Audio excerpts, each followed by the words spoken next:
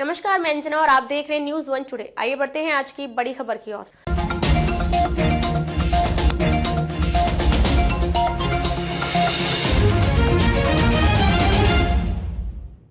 इतिहास की जटिल शख्सियत हैं टीपू सुल्तान, एस जयशंकर ने कहा। विदेश मंत्री एस जयशंकर ने शनिवार को टीपू सुल्तान को भारतीय इतिहास में एक बहुत ही जटिल व्यक्ति बताया। उन्होंने कहा कि उनकी प्रतिष्ठा एक ऐसी व्यक्ति के रूप में है जिसने भारत पर अंग्रेजों के शासन का विरोध किया। जब भारत के भविष्य की बात आती है तो इस संदर्भ में उनकी हार और मृत्यु को एक महत्वपूर्ण मोड़ माना जा सकता है। उन्होंने टीपू के विवादास्पद पहलुओं पर भी प्रकाश डाला। उन्होंने कहा कि मैसूर क्षेत्र में टीपू सुल्तान के शासन का प्रतिकूल प्रभाव भी देखा। मैसूर के कई क्षेत्रों में आज भी उनको लेकर बहुत अच्छी धारणा या भावना नहीं है। उन्होंने कहा कि भारतीय इतिहास में उनके द्वारा अंग्रेजों से की गई लड़ाई पर ज़्यादा ध्यान दिया गया और उनके शासन के अन्य पहलुओं पर ध्यान नहीं दिया गया। सभी समाजों में इतिहास जटिल है, वे केवल राजनीतिक तथ्यों के इर्द गिर्द घूमने लगता है। The saga of the Mysore interregnum के अवसर पर बोले जयशंकर।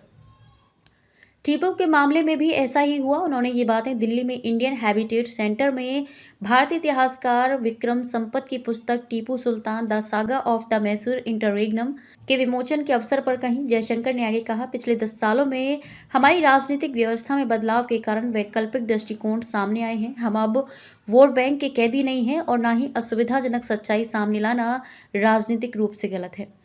पुस्तक के बारे में आगे बोलते हुए एस जयशंकर ने कहा, राजनयिक दुनिया के एक व्यक्ति के रूप में मैं वास्तव में टीपू सुल्तान पर इस खंड में प्रदान की गई जानकारी से प्रभावित हुआ।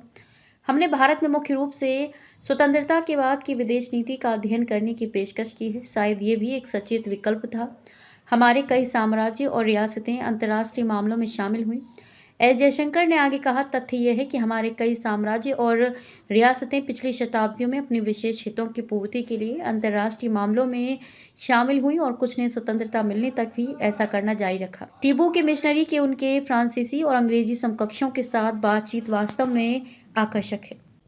अब तक के लिए बस इतना ही, फिर मिलते हैं एक ऐसी ही बड़ी खबर के साथ। तब तक के लिए नमस्कार और देखते रहिए न्यूज़ वन टुडे।